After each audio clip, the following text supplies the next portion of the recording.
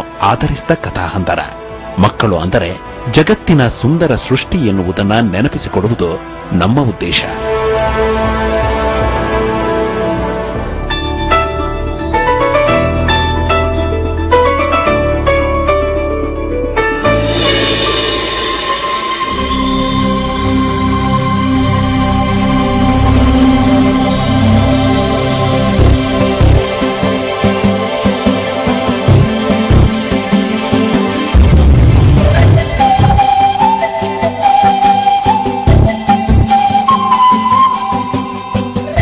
ಹೀಗೆ ಅಲ್ಲೇ ಮಲಗಿ ಕನವರಿಸುವ ಮಗು ಸುರಭಿ.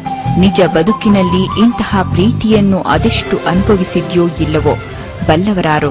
ಮಲ್ಲಿಗೆ ಮೊಗ್ಗಿನಂತಹ ಮನಸ್ಸು, ಬಟ್ಟಲು ಕಂಗಳಲ್ಲಿ ಬಣ್ಣದ ಕನಸು. ಅದರ ಪ್ರಪಂಚವೆಂದರೆ ಅಷ್ಟೇ. ಕೋಣೆಯ ಕಿಟಕಿ ಎಂದರೆ ಅದಕ್ಕೆ ಪಂಚಪ್ರಾಣ. ಆ ಕಿಟಕಿಯ ಸಂದುಗಳಲ್ಲಿ ಜಗತ್ತನ್ನು ನೋಡುವ ಖುಷಿ. ಅದರ ಕನಸು ಶುರುವಾಗೋದು ಅಲ್ಲಿಂದಲೇ, ಕನಸು ಗಿರಿಕಿ ಹೊಡೆಯೋದು ಅಲ್ಲಿಂದಲೇ.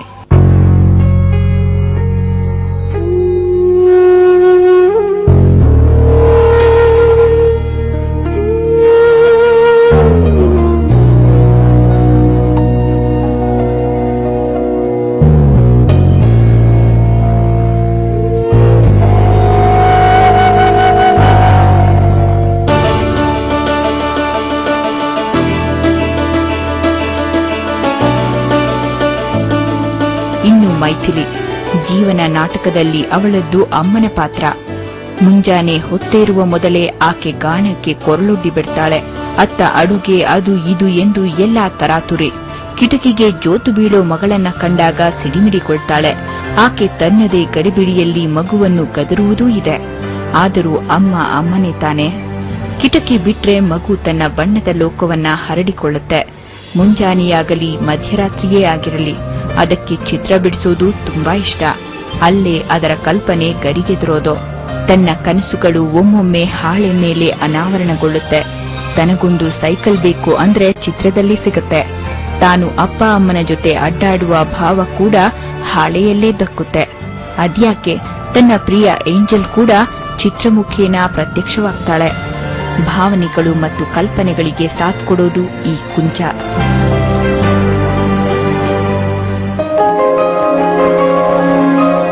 ಇನ್ನು ಈ ಮಹಾಶಯನೇ ಸತೀಶ್. ವೃತ್ತಿಯಲ್ಲಿ ಮೆಕ್ಯಾನಿಕ್.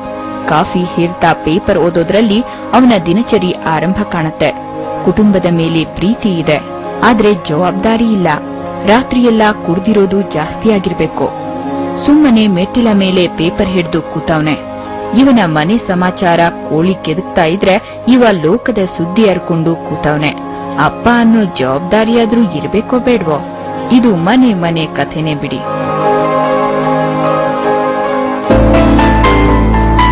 ಎಲ್ಲಾ ಮನೆಯಲ್ಲಿ ಇಂತಹ ಒಂದು ಮಗುವಿರುತ್ತೆ. ಅದು ತನ್ನ ಮಕ್ಕಳಾಟಿಕೆ ತೋರಿಸೋದು ಸಹಜ. ಸುರಭಿ ಬಚ್ಚಲಿಗೆ ಹೋದಾಗಲೂ ಅಲ್ಲಿ ನೀರಾಟ ಆಕೆಗೆ ಖುಷಿ ತರುತ್ತೆ. ನೀರು ಬಸಿದು ಸಿಡಿಸಿ ಆನಂದದಲ್ಲಿ ತೇಲಾಡ್ತಾಳೆ. ಅವಳನ್ನ ಹೊರಗೆ ತರಬೇಕಿದ್ರೆ ಮತ್ತೆ ಅಮ್ಮನ ಪಿತ್ತ ನೆತ್ತಿಗೇರ್ಬೇಕು.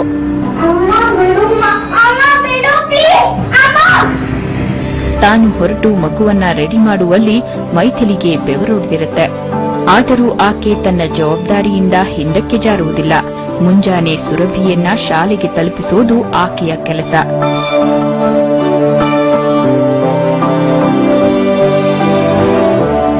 ಎಷ್ಟೇ ಅವಸರಿಸಿದ್ರೂ ಶಾಲೆಯ ಬಾಗಿಲಿಗೆ ತಲುಪಿದಾಗ ಲೇಟ್ ಆಗಿತ್ತು. ಎಲ್ಲಾ ಮಕ್ಕಳು ಕ್ಲಾಸ್ ಸೇರಿಯಾಗಿತ್ತು. ಆದರೂ ಸುರಭಿ ಅಮ್ಮನನ್ನು ನಗುತ್ತಲೇ ಕಳುಹಿಸಿಕೊಡ್ತಾಳೆ. ಈ ಜನ್ಮಕ್ಕೆ ಅವಳು ಪಡ್ಕೊಂಡು ಬಂದಿರೋದೇ ಅಷ್ಟೋ.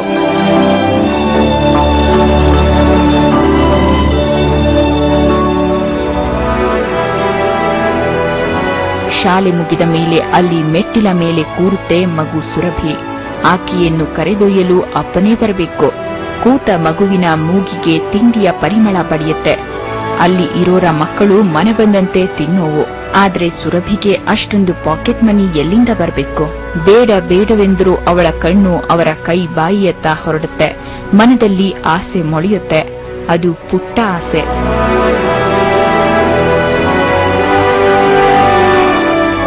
ಆದರೂ ಯಾರಾದರೂ ಕೈ ಎತ್ತಿ ಕೊಟ್ಟರೆ ತೆಗೆದುಕೊಳ್ಳದಷ್ಟು ಆತ್ಮಾಭಿಮಾನ.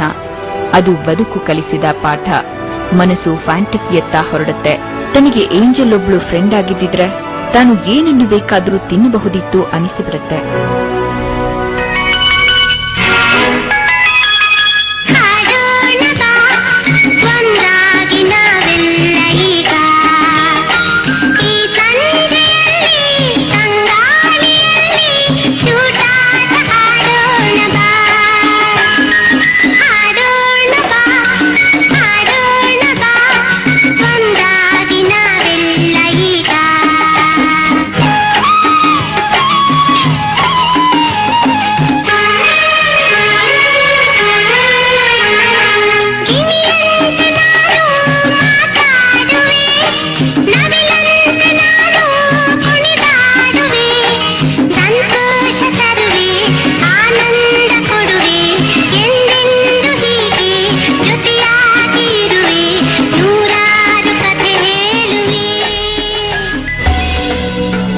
ಅದೆಷ್ಟೋ ಹೊತ್ತು ಕೂತು ಕಲ್ಪನೆಯಲ್ಲಿ ಏಂಜಲ್ ಸಂಗಡ ವಿಹರಿಸ್ತಾಳೆ ಸುರಭಿ.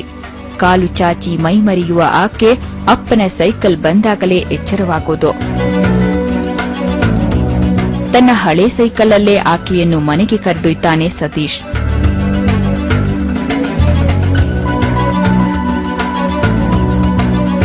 ದಿನ ಶಾಲೆಗೆ ಬಿಡೋದು ಅಮ್ಮನ ಕೆಲಸವಾದ್ರೆ ಮನೆಗೆ ಕರೆದೊಯ್ಯೋದು ಅಪ್ಪನ ಕರ್ತವ್ಯ. ಹೀಗೆ ದಿನ ಸೈಕಲ್ ಸವಾರಿ. ಅಪ್ಪ ನೀನ್ಯಾಕೆ ಕಾರ್ ತಗೊಂಡಿಲ್ಲ ಎಂದು ಸುರಭಿ ಕೇಳಿದ್ರೆ ಬೆಚ್ಚಾಗಿ ನಗೋದಷ್ಟೇ ಆತನ ಉತ್ತರ. ಹೀಗೆ ದಾರಿ ಸಾಗತ್ತೆ. ಸತೀಶನ ಯೋಚನಾ ಲಹರಿಯೂ ಹರಿಯುತ್ತೆ. ಶಾಲೆ ಶುರುವಾಗೋದು ಮುಂಜಾನೆ 7ಕ್ಕೆ, ಮುಗಿಯೋದು ಮಧ್ಯಾಹ್ನ 2ಕ್ಕೆ. ತಾನು ಮೈಥಿಲಿ ಇಬ್ಬರು ಕೆಲಸಕ್ಕೆ ಹೋದರೆ ಸುರಭಿಯನ್ನ ನೋಡಿಕೊಳ್ಳುವವರೇ ಇಲ್ಲ. ಆದರೆ ಬೇರೆ ಉಪಾಯವಿಲ್ಲ. ಯಾರದ್ದೂ ತಪ್ಪಿಲ್ಲ. ಮನೆ ತಲುಪುತ್ತೆ. ಎಂದಿನಂತೆ ಮಗುವಿಗೆ ಕಾದಿದೆ ಜೈಲು ಶಿಕ್ಷೆ. ಶಾಲೆ ಬಿಟ್ಟ ಮೇಲೆ ಸುರಭಿಯನ್ನ ಒಳಹಾಕಿ ಹೊರಗಿನಿಂದ ಬೀಗ ಹಾಕ್ತಾನೆ ಸತೀಶ್. ಅದು ದಿನದ ಗೋಳು. ಅಪ್ಪ ತನ್ನನ್ನು ಮನೆಯೊಳಗೆ ಬಿಟ್ಟು ಹೊರಸಾಗಿದಾಗ ನಿಜಕ್ಕೂ ದುಃಖಿತಳಾಗ್ತಾಳೆ. ಬಾಗಿಲನ್ನು ಎಳೆದು ತೆರೆಯಲು ನೋಡ್ತಾಳೆ. ಕೀ ಹೋಲ್ಗೆ ಕಣ್ಣಿರಿಸಿ ಅಪ್ಪನನ್ನು ನೋಡ್ತಾಳೆ. ಹಾಗೆ ಬಾಗಿಲಿಗೆ ಒರಗಿ ಕುಸಿದು ಕುಳಿತುಕೊಳ್ತಾಳೆ.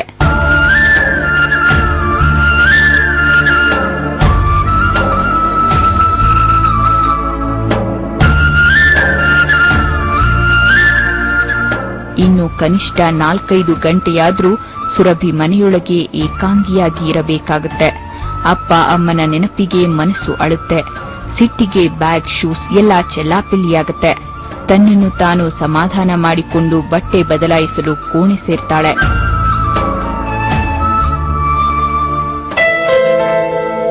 ಮನೆಯಲ್ಲಿನ ಹಕ್ಕಿ ಸಂಸಾರವನ್ನು ಕಂಡು ಆಕೆಗೆ ಅಸೂಯೆಯಾಗತ್ತೆ. ಅದು ಮರಿಯಷ್ಟೇ ಯಾಕೆ, ಮೊಟ್ಟೆಗಳನ್ನು ಕೂಡ ಜತನದಿಂದ ಕಾಯ್ತಾವೆ ಅನಿಸುತ್ತೆ. ಅಮ್ಮ ಹಕ್ಕಿ ಮೊಟ್ಟೆಗಳಿಗೆ ಕಾವು ಕೊಟ್ರೆ ಅಪ್ಪ ಹಕ್ಕಿ ಅದರ ರಕ್ಷಣೆಗೆ ನಿಂತು ಬಿಡುತ್ತೆ. ಆಗೆಲ್ಲ ತನ್ನ ಅಪ್ಪ ಅಮ್ಮ ಯಾಕೆ ಚೆನ್ನಾಗಿ ನೋಡ್ಕೊಳ್ತಿಲ್ಲ ಅನಿಸಿಬಿಡುತ್ತೆ. ಹೃದಯ ಮರುಗುತ್ತೆ. ಆ ಹಕ್ಕಿಗಳನ್ನು ನೋಡುತ್ತಾ ಮನಸ್ಸು ಅಳುತ್ತೆ.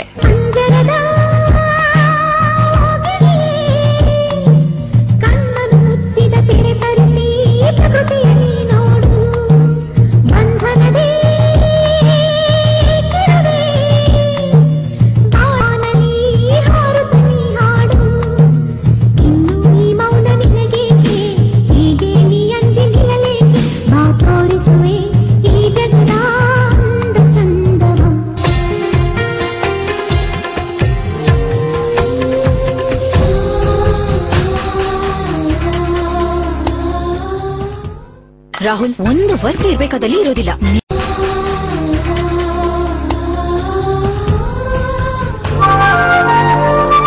ಅತ್ತ ಹೀಗೆ ಕಿಟಕಿಯಲ್ಲಿ ನಿಂತುಕೊಳ್ಳುವುದು ಸುರಭಿಯ ಅಭ್ಯಾಸ. ಅಂದು ಅಲ್ಲಿ ನಿಂತಾಗ ಪುಟ್ಟ ಬಾಲೆ ಟೆಡ್ಡಿಯ ಜೊತೆ ಅಲೆದಾಡಿದ್ದನ್ನು ಕಂಡಿದ್ದು ಆಕೆ ಸುರಭಿಯತ್ತ ನಗುಸೂಸಿ ಸಾಗಿದಾಗ ಆ ಟೆಡ್ಡಿ ಮೇಲೆ ಆಸೆ ಹುಟ್ಟಿತು. ಇತ್ತ ತಿಂಗಳ ಆರಂಭ. ಮನೆ ಖರ್ಚು ವೆಚ್ಚದ ಲೆಕ್ಕಾಚಾರವಾಗ್ತಿತ್ತು. ಅಪ್ಪ ಅಮ್ಮ ಇಬ್ರು ಬಿಸಿ.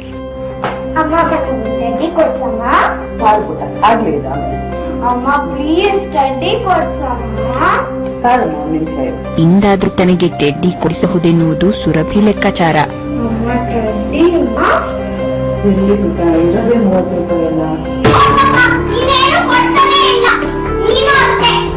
ಸುರಭಿ ಕೊರಲೇರಿಸಿ ಅಳುವುದಿಲ್ಲ. ಕಣ್ತುಂಬಿಕೊಂಡು ಪಕ್ಕಕ್ಕೆ ಸಾಗುತ್ತಾಳೆ. ತನ್ನ ಕಾಸಿನ ಡಬ್ಬಿ ಎತ್ತಿ ಇದರಿಂದ ಟೆಡ್ಡಿ ಕೊಳ್ಳಬಹುದೇನೋ ಎಂದು ಕಾತರಿಸುತ್ತಾಳೆ.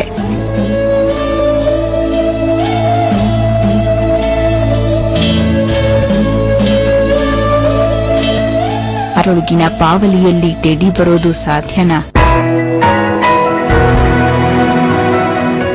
ಅಲ್ಲಿ ಆಗಲೇ ವಟಾರದ ಮಕ್ಕಳು ಆಟಕ್ಕೆ ಶುರು ಹಚ್ಚಿಕೊಂಡು ಬಿಟ್ಟಿವೆ. ಸುರಭಿಗೆ ಆಡೋ ಭಾಗ್ಯವಿಲ್ಲ. ಆದಿನಂತೆ ನೋಡುವುದಕ್ಕೆ ಕಾಸು ಕೊಡಬೇಕಿಲ್ಲ. ಅಲ್ಲಿ ವಠಾರದ ಎಲ್ಲ ಗೆಳೆಯ ಗೆಳತಿಯರಿದ್ದಾರೆ. ಯಶು, ಸ್ವಾತಿ, ಅಫಿಫಾ ಎಲ್ಲರೂ ಕುಂಟೆ ಬಿಲ್ಲೆ ಆಡೋರು. ಚಕ್ಕುಲಿಯೊಳಗೆ ಬಚ್ಚ ಎಸೆದು ಕುಪ್ಪಳಿಸಿ ಕುಣಿದು ಆಡುವ ಮಕ್ಕಳು ಸುರಭಿಗೂ ಆಡುವ ಆಸೆ ತರ್ತಾರೆ. ಒಬ್ಬರ ಹಿಂದೆ ಒಬ್ಬರು ಆಟವಾಡೋ ಗೆಳತಿಯರು ಎಷ್ಟು ಭಾಗ್ಯಶಾಲಿಗಳು ಅನಿಸಿಬಿಡೋದು. ಒಟ್ಟಾರೆ ಕುಂಟೆ ಬಿಲ್ಲೆ ಸಖತ್ತಾಗಿತ್ತು. ಅಷ್ಟರಲ್ಲಿ ಅವಳ ದೃಷ್ಟಿ ಮತ್ತೆಲ್ಲೋ ಸಾಗತೆ. ಬೀದಿಯುದ್ದಕ್ಕೂ ಚಿಂಕನೆ ನೆಗೆಯುತ್ತಾ ಕುಣಿದಾಡುವ ಎಳೆಕರು ಆಕೆಯ ಗಮನ ಸೆಳೆಯುತ್ತೆ.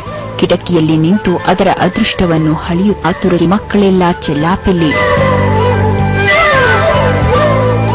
ಕೊನೆಗೆ ಸುಸ್ತಾದ ಕರು ತನ್ನ ಅಮ್ಮನ ಬಳಿ ಸಾಗತೆ. ಆಡಿ ದಣಿದಾಗ ಅಮ್ಮನ ಮೊಲೆ ಹಾಲು ಹಾಕಿ ತಿಂದು ಆನಂದ ಪಡುತ್ತೆ. ಆಗ ತನ್ನ ಅಪ್ಪ ಅಮ್ಮನು ತನಗೆ ಪ್ರೀತಿ ತೋರಿಸಿದ್ರೆ ಎಷ್ಟು ಚೆಂದ ಅನಿಸುತ್ತೆ. ಚಿನ್ನ ಎಂದು ನಗುತ್ತಿರು, ನನ್ನ ಸಂಗ ಬಿಡದಿರು. ಚಿನ್ನ ಎಂದು ನಗುತ್ತಿರು, ನನ್ನ ಸಂಗ ಬಿಡದಿರು. ಸದ ಸಮಯದಿ ಸದಾ ವಿರಸವೇನು. ಚಿನ್ನ ಎಂದು ನಗುತ್ತಿರು, ನನ್ನ ಸಂಗ ಬಿಡದಿರು.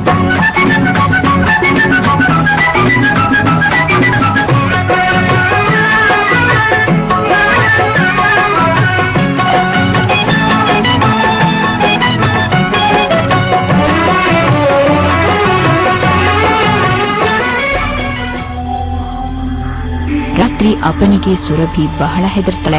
ಅಪ್ಪ ಕುಡಿದು ಬಂದಾಗಲೆಲ್ಲ ಇಲ್ಲಿ ಜಗಳ ಸಾಮಾನ್ಯ. ಅದು ಮಗುವನ್ನ ಭಯದ ಕುಕ್ಕೆ ಬೀಳಿಸಿದೆ. ಅಪ್ಪ ಬಂದ ಕೂಡಲೇ ಎಚ್ಚರವಿದ್ದರೂ ಮುಖ ತೋರಿಸೋ ಭಯ. ಮುಸುಕಿನೊಳಗೆ ಬೆವರುತ್ತಾ ನಿದ್ದೆ ಬಂದಂತೆ ಮಲಗಿ ಬಿಡುತ್ತೆ. ಚಡಪಡಿಸುತ್ತೆ. ಹೊರಗೆ ನಡೆಯುವ ಅಪ್ಪ ಅಮ್ಮನ ಜಗಳವನ್ನ ನೆನಪಿಸಿಕೊಳ್ಳುತ್ತೆ. ಜಗಳ ತಾರಕಕ್ಕೇರುತ್ತೆ. ಅದಕ್ಕೆ ಅವನ ಅಳುವಷ್ಟೇ ಉತ್ತರ. ಗಂಡನ ಹಿಂಸೆ, ಮಗುವನ್ನು ಚೆನ್ನಾಗಿ ನೋಡಿಕೊಳ್ಳಲಾಗದ ಆ ತಾಯಿ ಹೃದಯ ಕಣ್ಣೀರು ಹರಿಸುತ್ತೆ. ಜಗಳ ಮುಗಿದ ಮೇಲೆ ಎಲ್ಲವೂ ಶಾಂತವಾಗುತ್ತೆ.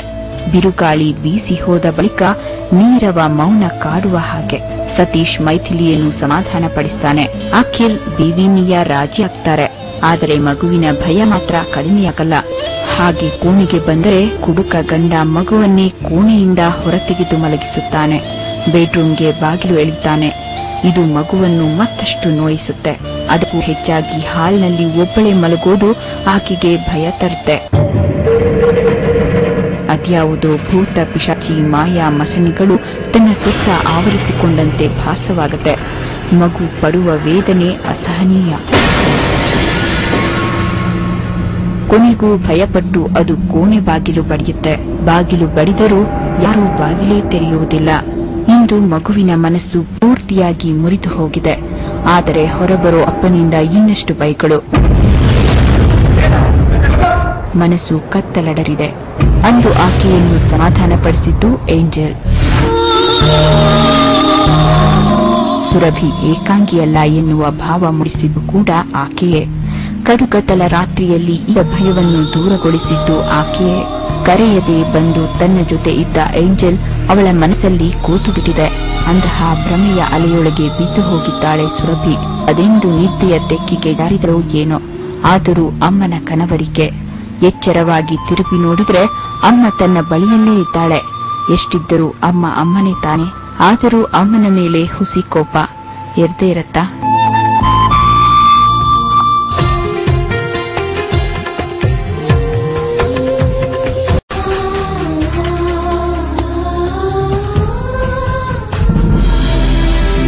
ಹೀಗೆ ಮನೆಯೇ ಜೈಲು ಅನಿಸಿಕೊಂಡ ಅದೆಷ್ಟೋ ಮಕ್ಕಳು ಕನಸಿನ ಬೆನ್ನು ಹತ್ತಿ ಬೀದಿಗೆ ಬರುತ್ತವೆ. ಅಲ್ಲಿ ಇಲ್ಲಿ ಸುತ್ತಾಡಿದ ಬಳಿಕ ತುತ್ತಿನ ಚೀಲ ತುಂಬಿಸಿಕೊಳ್ಳಲು ಒಂದು ಭಿಕ್ಷೆ ಎತ್ತುತ್ತವೆ, ಇಲ್ಲ ಚಿಂದಿ ಆಯ್ತವೆ. ಅಲ್ಲಿ ಅವರ ಕನಸು ಚಿಗುರುವುದಕ್ಕಿಂತ ಕಮರುತ್ತವೆ.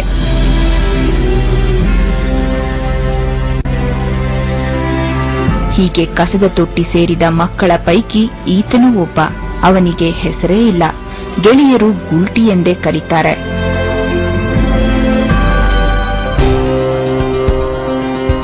ಇಂದು ಸುರಭಿ ಕೂಡ ಎಲ್ಲಾ ಸಂಬಂಧ ಕಡಿದುಕೊಂಡಂತೆ ಬೀದಿಯಲ್ಲಿ ಅಲಿಯುತ್ತಿದ್ದಾಳೆ. ಹಾಗೆಂದು ಅವಳು ಸ್ವಚ್ಛಂದ ಹಕ್ಕಿಯೇನಲ್ಲ. ಆದರೂ ಮನೆಗೆ ಹೋಗುವ ಮನಸ್ಸಿಲ್ಲ. ಪರೀಕ್ಷಾ ಫಲಿತಾಂಶದ ದಿನ ಎಲ್ಲ ಪಾಸ್ ಆದ್ರೆ ಆಕೆ ಮಾತ್ರ ಫೇಲು. ಅದಕ್ಕೆ ಆಕೆ ಮನೆಗೆ ಬಂದಿಲ್ಲ. ಅಪ್ಪನನ್ನು ಎದುರಿಸುವ ಧೈರ್ಯ ಅವಳಿಗಿಲ್ಲ. ಆಕೆ ಮನೆಗೆ ಹೋಗದೆ ಸಿಟಿಸುತ್ತಿದ್ದಾಳೆ. ಬಣ್ಣದ ಬೆಲೂನ್ ಜೊತೆ ಬಣ್ಣದ ಕನಸನ್ನು ಅಳೆಯುತ್ತಾಳೆ. ಆದ್ರೆ ಯಾವುದೂ ಪುಕ್ಸಟ್ಟೆ ಬರೋದಿಲ್ಲ.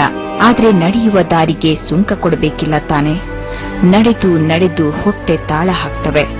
ಬೀದಿ ತಿಂಡಿಗಳ ಪರಿಮಳ ಹಸಿವನ್ನು ಮತ್ತಷ್ಟು ಹೆಚ್ಚಿಸುತ್ತವೆ. ಆದ್ರೆ ಕೊಡಿಸುವವರಿಲ್ಲ.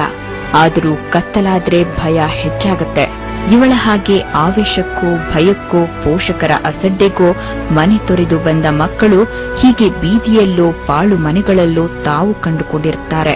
ಬಿಸಿಲು, ಮಳೆ, ಚಳಿ, ಗಾಳಿ ಎಲ್ಲದಕ್ಕೂ ಅದೇ ಅವರ ಸೌಧ. ಅಲ್ಲೇ ಚಳಿಗೆ ಮೈ ಕಾಯಿಸಿಕೊಳ್ಳುವ ಹುಡುಗರು ಗುಲ್ಟಿಯ ಗೆಳೆಯರು. ದಾರಿ ತಪ್ಪಿದ ಮಗುವನ್ನು ಇಲ್ಲಿಗೆ ಕರೆತಂದಿದ್ದೇ ಗುಲ್ಟಿ.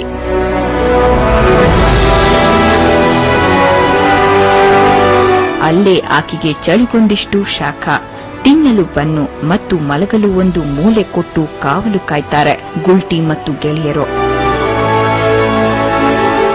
ಬೀದಿ ಮಕ್ಕಳು ಅನಾಥರಾಗಿರಬಹುದು, ಆದ್ರೆ ಎಲ್ಲರೂ ಕೆಟ್ಟವರಲ್ಲ.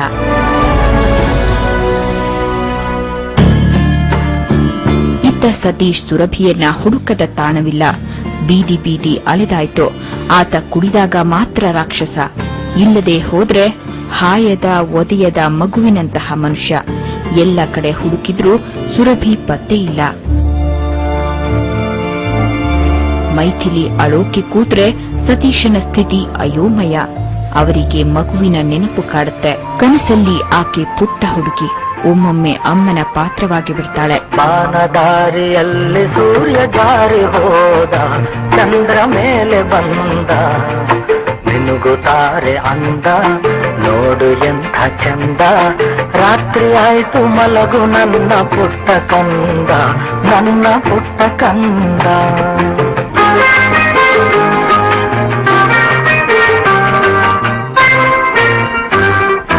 ನೀನಾಡೋ ಮಾತೆಲ್ಲ ಜೇನಿನಂತೆ, ನಗುವಾಗ ಮೊಗವೊಂದು ಹೂವಿನಂತೆ, ನೀನೊಂದು ಸಕ್ಕರೆಯ ಬೊಂಬೆಯಂತೆ, ಮಗುವೆ ನೀ ನನ್ನ ಪ್ರಾಣದಂತೆ, ನನ್ನ ಪ್ರಾಣದಂತೆ.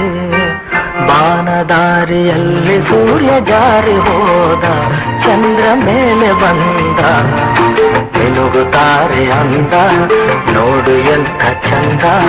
ರಾತ್ರಿ ಆಯ್ತು ಮಲಗು ನನ್ನ ಪುಟ್ಟ ಕಂದ, ನನ್ನ ಪುಟ್ಟ ಕಂದ. ಕಳೆದು ಹೋದ ಸುರಭಿ ಸಿಕ್ಕಿದ್ದು 2 ದಿನಗಳ ಬಳಿಕ.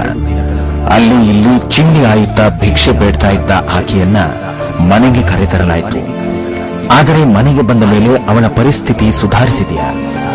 ಅವಳ ಮುಂದಿನ ಕಥೆಯನ್ನು ನೋಡೋಣ.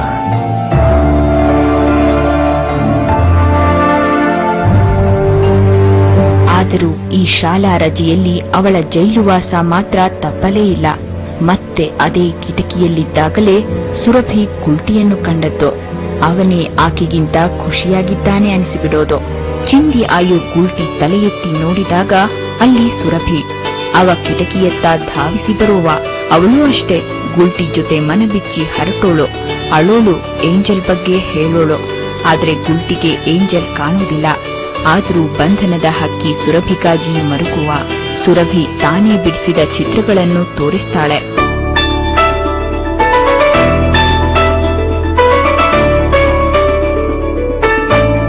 ಇನ್ನಷ್ಟು ಚಿತ್ರ ತೋರಿಸಲು ಮೇಲಕ್ಕೆ ಹತ್ತುತ್ತಾಳೆ ಸುರಭಿ. ದುರಾದೃಷ್ಟ ಅಲ್ಲಿಂದಲೇ ಬಿದ್ದು ಬಿಡ್ತಾಳೆ.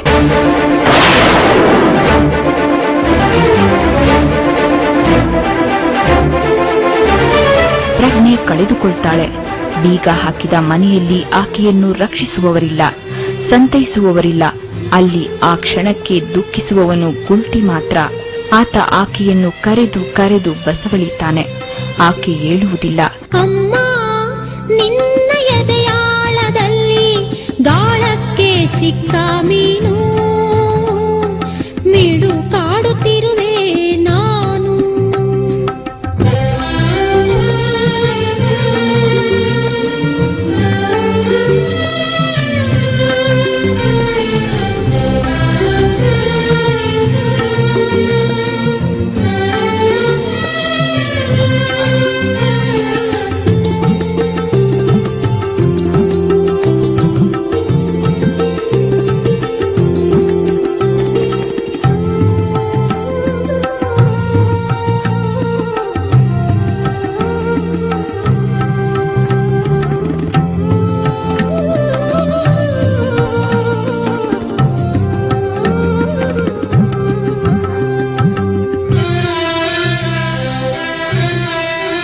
ನಿನ್ನ ರಕ್ಷೆಗೂಡಲ್ಲಿ ಬೆಚ್ಚಗೆ ಅಡಗಲಿ ಎಷ್ಟು ದಿನ, ಗೂಡು ಹೊರಗೆ ನನ್ನ ಓಟ ಕಲಿವೆ, ಒಳನೋಟ ಕಲಿವೆ, ನಾ ಕಲಿವೆ ಊರ್ಧ್ವಗಮನ. ಓ ಅಗಾಧ ಗಗನ, ಓ ಅಗಾಧ ಗಗನ. ಹೀಗೆ ಮಾನಸಿಕ ದೈಹಿಕ ಆಘಾತಗೊಂಡ ಸುರಭಿ ಕೋಮಾಕ್ಕೆ ಸಾಗಿದ್ದಾಳೆ. ಇದು ಸುರಭಿಯೊಬ್ಬಳ ಕಥೆಯಲ್ಲ.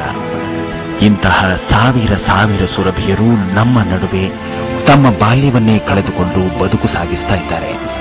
ನಮ್ಮ ಸುರಭಿಗೆ ಪ್ರಜ್ಞೆ ಮರಳೋಕೆ 10 ತಿಂಗಳೇ ಬೇಕಾಯಿತು. ಈ ಮಗು ಏನನ್ನ ಬಯಸುತ್ತೆ ಅನ್ನೋದು ಎಲ್ಲರಿಗೂ ಅರ್ಥವಾಗಿದೆ. ಮಗುವನ್ನ ನೋಡಿಕೊಳ್ಳೋಕೆ ಅಜ್ಜಿ ಬಂದಿದ್ದಾರೆ. ಅಪ್ಪ ಕುಡಿತ ಬಿಟ್ಟಿದ್ದಾನೆ. ಅಮ್ಮ ಬಿಡುವು ಮಾಡಿಕೊಳ್ತಾಳೆ. ಎಲ್ಲದಕ್ಕೂ ಮೊದಲು ಇಂದು ಸುರಭಿ ಡಿಸ್ಚಾರ್ಜ್.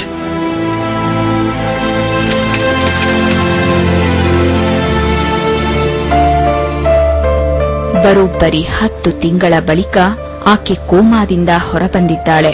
ಹೊರ ಜಗತ್ತಿಗೆ ಸ್ಪಂದಿಸ್ತಾಳೆ. ಮತ್ತೆ ಮನೆಗೆ ಮರಳಿದ್ದಾಳೆ. ಆದರೆ ಇಂದು ಅವಳಿಗಾಗಿ ತೆರೆದ ಮನೆ ಬಾಗಿಲು ಮತ್ತೆ ಅವಳಿಗೆ ಮುಚ್ಚಲೇ ಇಲ್ಲ. ಸದ್ಯ ಆಕೆಗೆ ರೆಸ್ಟ್ ಬೇಕು, ಪ್ಲೀಸ್.